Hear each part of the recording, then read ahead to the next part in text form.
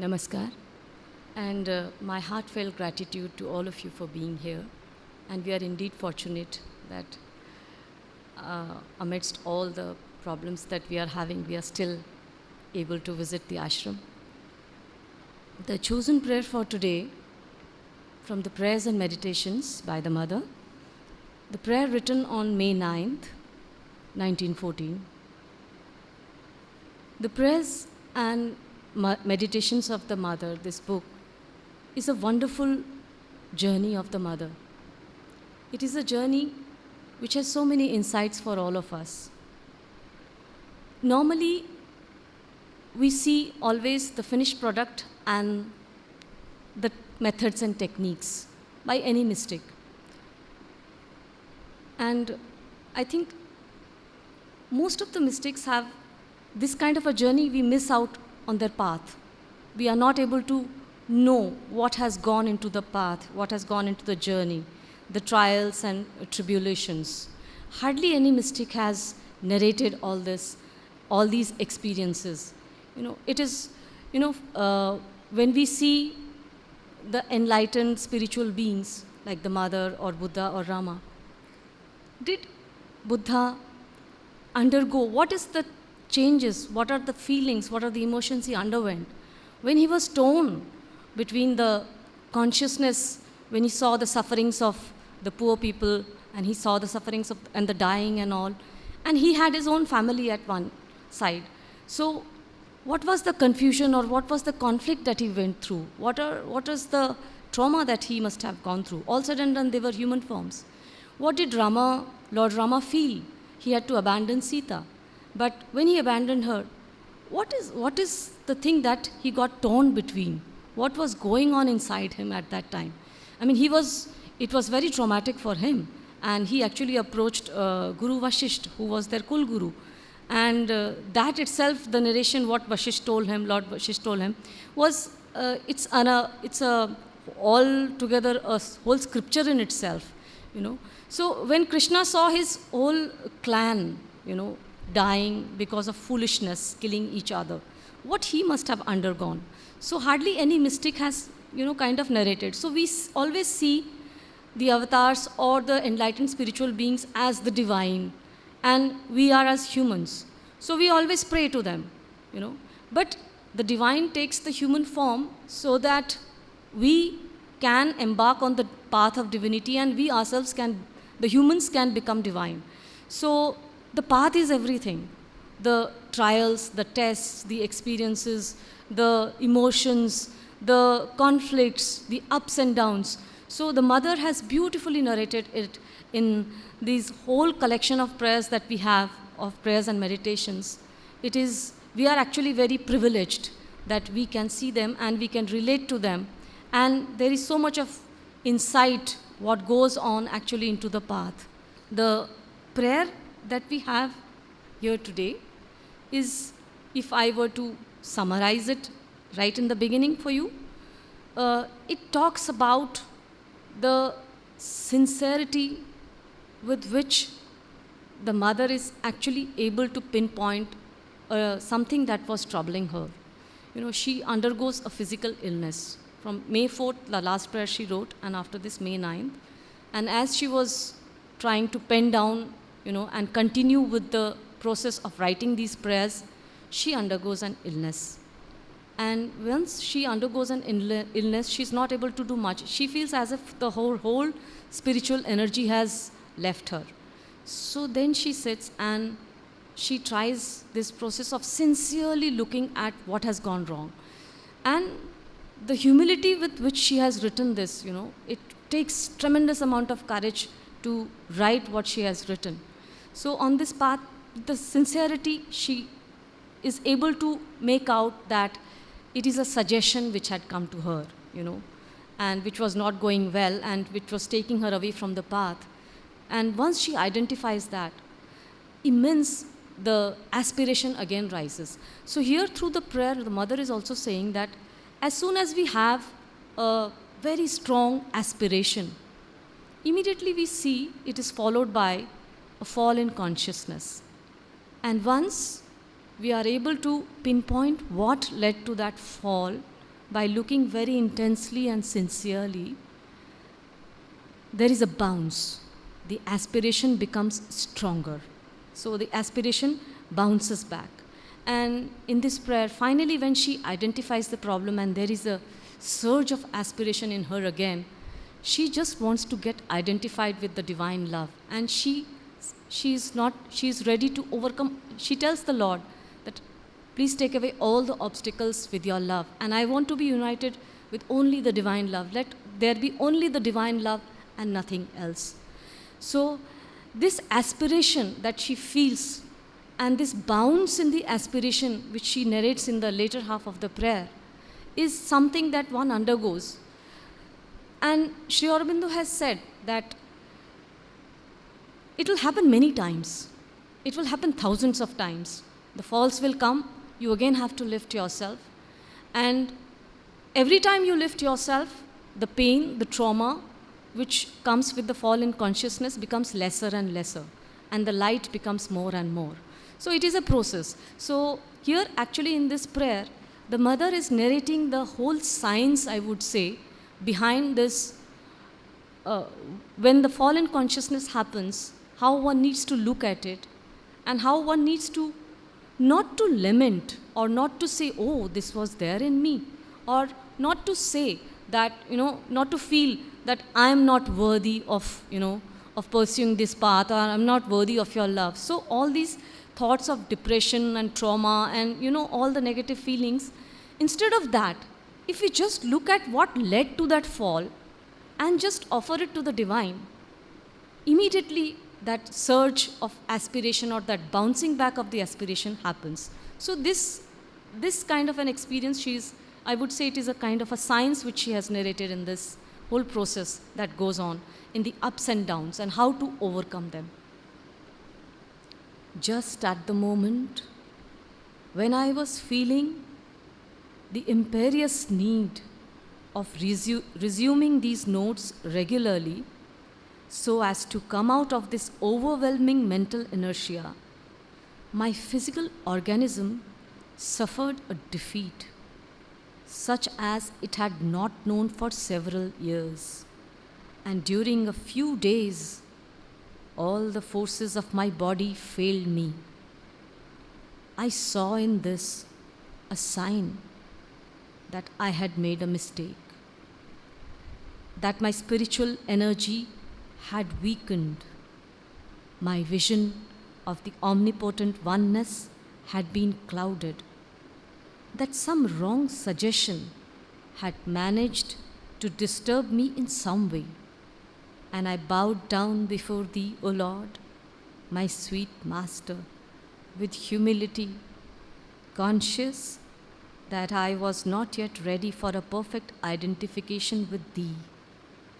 Something in this aggregate which constitutes the instrument I can put at thy service is still obscure and obtuse. Something does not respond as it should to thy forces, deforms and darkens their manifestation. A great problem came up before me, and illness covered it with its veil and prevented me from solving it. Now that I am living once more in the feeling of thy oneness, the problem no longer seems to have any sense, and I do not understand it very well anymore. It seems to me I have left something far behind me. It seems to me that I am slowly awakening to a new life. I would it were not an illusion, and this deep and smiling peace had returned forever. O my divine Master, my love aspires to thee more intensely than ever. Let me be thy living love in the world, and nothing but that. May all egoism, all limitation, all darkness disappear. May my consciousness be identified with thine, so that thou alone mayest be the will acting through this fragile and transient instrument. O my sweet Master, how ardently my love aspires to Thee. Grant that I may be nothing but Thy divine love, and that in every being this love may awake, powerful and victorious. Let me be a vast mantle of love enveloping all the earth, entering all hearts, murmuring in every ear Thy divine message of hope and peace. O my divine Master, how ardently I aspire for Thee. Break these chains of darkness and error. Dispel this ignorance. Liberate me. Make me see Thy light. Break these chains. I want to understand and I want to be. That is to say, this I must be Thy I. And there must be only one single I in the world. O Lord, grant my prayer. My supplication rises ardently to Thee.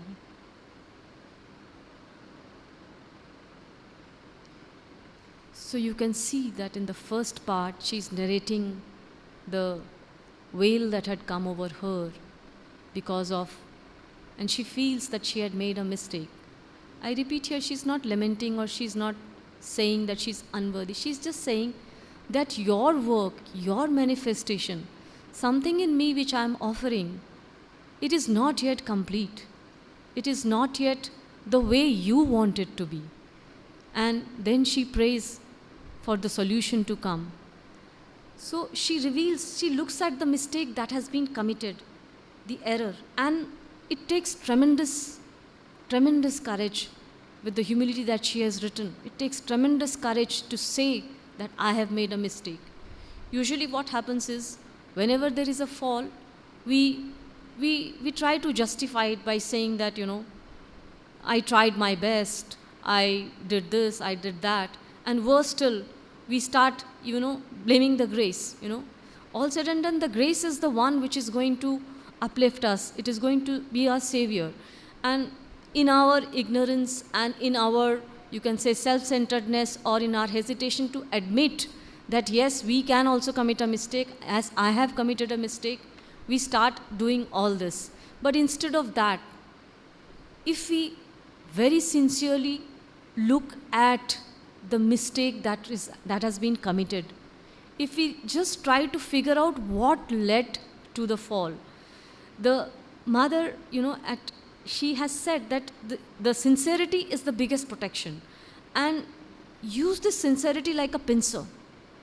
And this mistake, this thought, this suggestion, or anything that is leading to the fall of consciousness, it is hiding. We have to be very careful. It is hiding like a worm in the fruit. It is writhing, and it is like a canker. And often it goes unnoticed, especially the very subtle ones.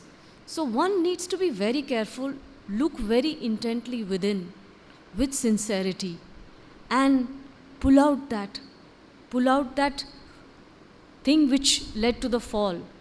Show it the light, and then remove it far away. And here she is saying that I do not understand it very well anymore, That means once you throw it away far, often it happens, once the rise in the consciousness is there, the mistake and the errors that were there, they also, they also take a back seat, and we don't even remember that, and we should not be doing that, going back to that again and again, and we have to let it go. So often we let it go, and we can't even, once we are in that high state of aspiration again, that doesn't bother us again, the fall that we committed. And we look forward. The aspiration is a one-way process. Once the fire has been lit, it is one way, it will only rise. So aspiration is like that. just at the moment when I was feeling the imperious need of resuming these notes. So she's writing these notes and she wants to resume it, and she feels a forceful, almost a domineering need to do that. But suddenly this illness comes and she's not able to proceed. So as to come out of this overwhelming mental inertia, my physical organism suffered a defeat such as it had not known for several years. And during a few days, all the forces of my body failed me. I saw in this a sign that I had made a mistake, that my spiritual energy had weakened, my vision of the omnipotent oneness had been clouded, that some wrong suggestion had managed to disturb me in some way. And I bowed down before thee, O Lord, my sweet Master, with humility. And the moment she feels that, yes, there is something that is not needed in her, she bows down with humility to the Lord. And once we do that, automatically the solution comes. The thing which needs to be removed from us, the divine does it. All we need to do is just bow down to the divine and leave it to the divine to pull us out of that. She is simply looking at what led to that, what led to this sudden change. And as happens that this fall is again, it is again led by an intense aspiration. And this aspiration that has bounced, it is making her now seek the love, and she wants to be totally united with the love. And she bows down in all humility and surrenders to the divine. And something in this aggregate which constitutes the instrument means she's talking about her body, she's talking about the psychic, she's talking about the mental. So something in this aggregate, entire thing, because the illness was so powerful that she was not able to do anything for 4-5 days. But within 4-5 days, mother being mother, the kind of offering she made, she bounced back. A great problem came up before, I can put at thy service is still obscure and obtuse. Something does not respond as it should to thy forces, deforms and darkens their manifestation. A great problem came up before me, and illness covered it with its veil and prevented me from solving it. It is, if we look at the prayer on May 4th, she is actually, in fact, if you go even further from May 2 onwards, the kind of prayer that she's offering and she's asking the divine is that let me become thyself. She's often talking of I am thou, thou art I. And she says, I am thyself. Will you not make me thyself? And then the thing comes, I am thou, thou art I. So she has asked for something. And the divine, in giving it to her, knows that there is something which is preventing her from actually going to this full oneness that she's seeking with the divine. So the fall has come, so as to make her realize that there is something in her which is preventing. It is very interesting if you read the prayers of May 2, May 2nd, May 3rd, May 4th, and then 9th. She has asked the divine for something, and something in her is preventing from achieving that. So it is the divine's play of forces that, now you look within, there is something that needs to go, and she has been able to identify that. So on May 4th, she is saying, I am thou and thou art I. Will you not do this for me? And in this, towards the end, she is saying that let there be only single I. Let there be only thy I. So it is the divine's way of, this is how the path of yoga proceeds. Something that we are seeking, the aspiration is there, and then we are seeking, and finally there is a fall, and then we again look, we again seek, the aspiration rises, and with every fall, like Sri Aurobindo says, it becomes strong. The aspiration grows stronger and stronger, and the fall and the fallen consciousness and all the things that are not required, they become very limited, they start disappearing. If you have to do it 1,000 times, we have to do it 1,000 times. But ultimately, the faith, the aim is that, okay, let there be only oneness, we are seeking that oneness with the divine. Now that I am living once more in the feeling of thy oneness, so she has been able to locate what was missing, and she is now again back to with the same aspiration, bouncing of aspiration. And now that I am living once more in the feeling of thy oneness, the problem no longer seems to have any sense, and I do not understand it very well anymore. So it has got obliterated, it has got, it has disappeared, the problem has disappeared, and the mental thing over that problem has also gone.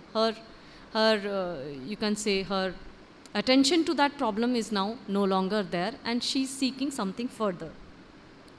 It seems to me that I have left something far behind me. It seems to me that I am slowly awakening to a new life.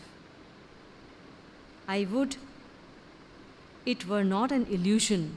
So there is again a prayer here, so that let this not be an illusion, and this deep and smiling peace had returned forever. So she's asking, so the peace that I'm feeling, this awakening that I'm feeling, let it last, let it be not an illusion. O my divine master, my love aspires to thee more intensely than ever. So once we have identified the mistake, and so what is the next step? The next step is to aspire even more ardently, with more intensity. That is the only way. Here in this prayer, if you notice very carefully, it is also very interesting. The aspiration that she is feeling after this, it had shaken her up totally. She had become almost immobile, not able to do anything. But the moment she identifies and the moment she offers herself to the divine, the aspiration is so strong. She has used words like ardently, intensely, vast mantle, So that means there is a lot of the aspiration which she must have felt earlier. This is definitely many, many, many folds bigger than those aspirations. So the aspiration is rising and rising and rising.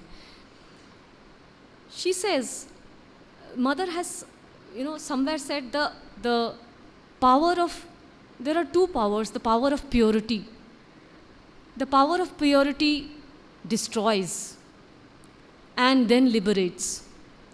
The difference between Shiva and Parvati, if I may quote, Shiva's power is the power of destruction. It's the power of purity. He destroys and then liberates. But Ma Parvati, her path is that, her power is that of love. By love, she transforms and changes. Somebody very interestingly once said that love is the power that changes and lets miracles happen. It changes things and then miracles happen. So another person asks, what if it does not change? What if it does not happen? Then the first person says, increase the dose. Increase the dose of love. So Mother has, she is seeking the love now, So she is seeking, she does not want anything now to come between the love. She just wants to be united totally with that love for the divine and nothing else. O my divine master, my love aspires to thee more intensely than ever. Let me be thy living love in the world and nothing but that.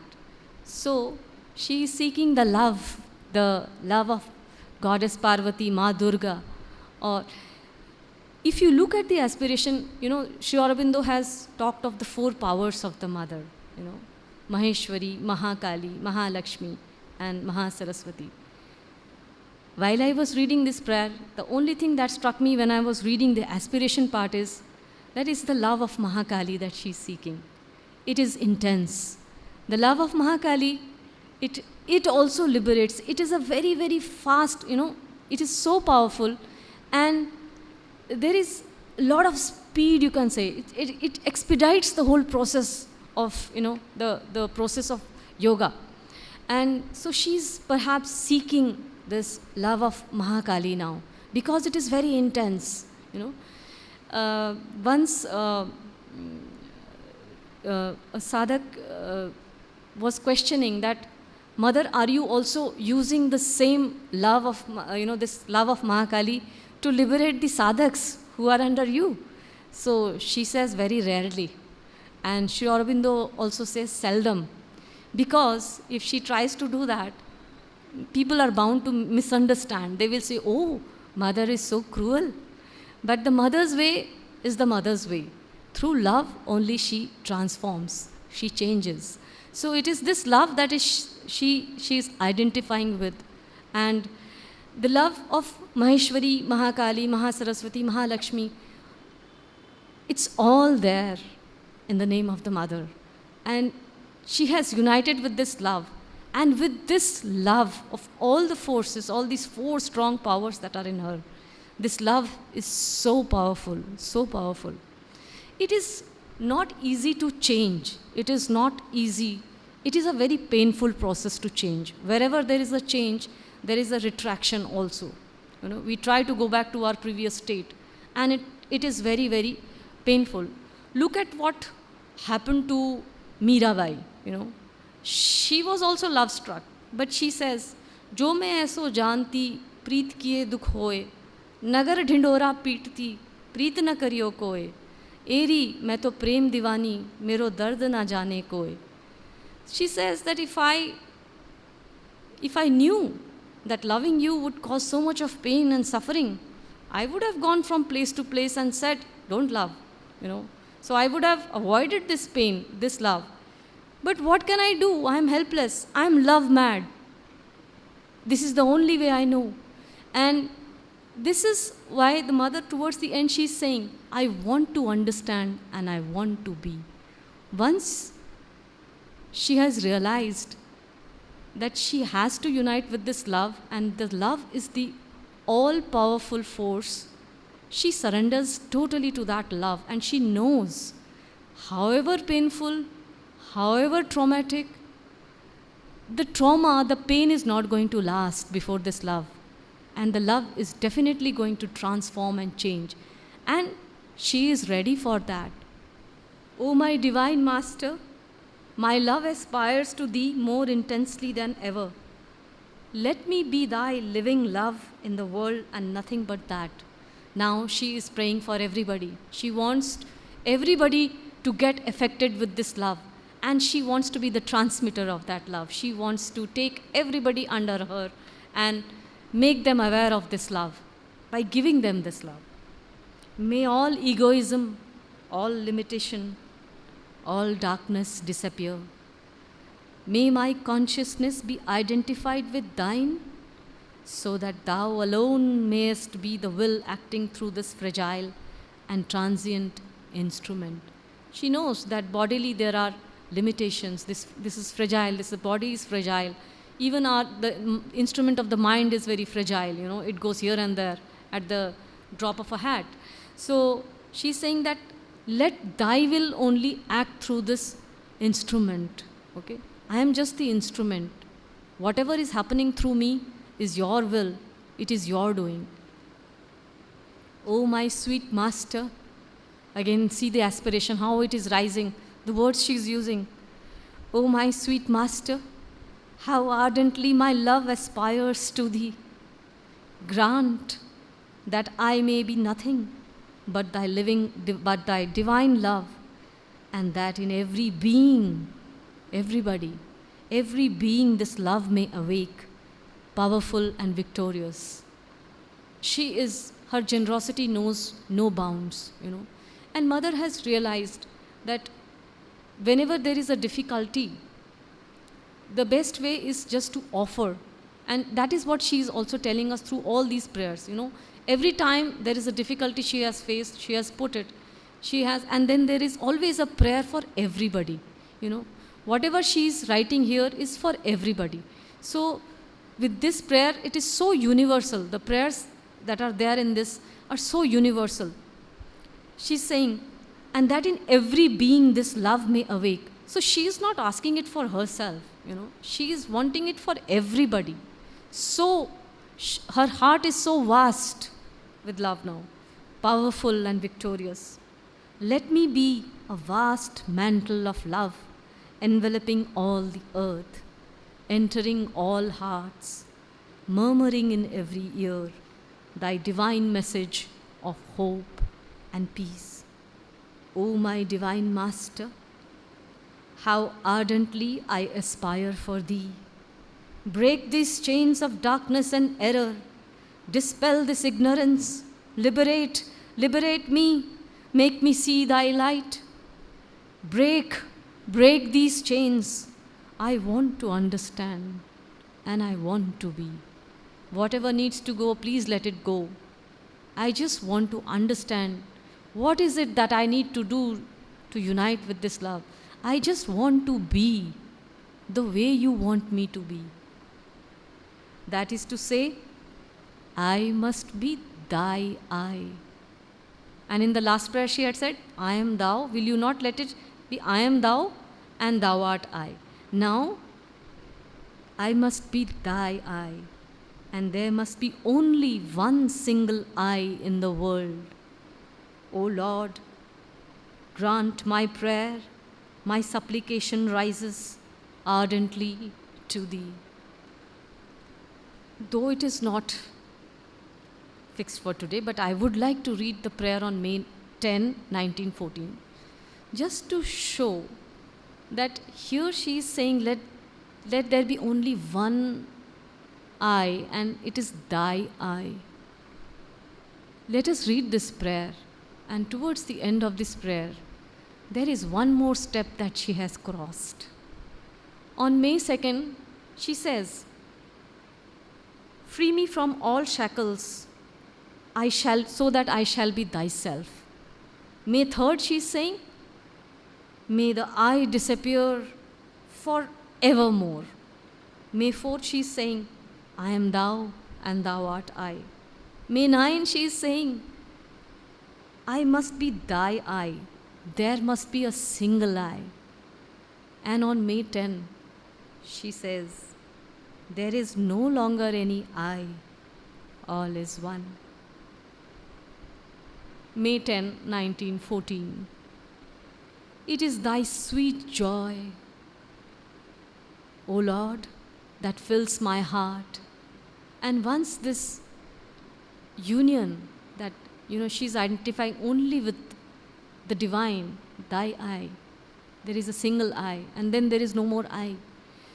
A joy fills her, the joy is filling her.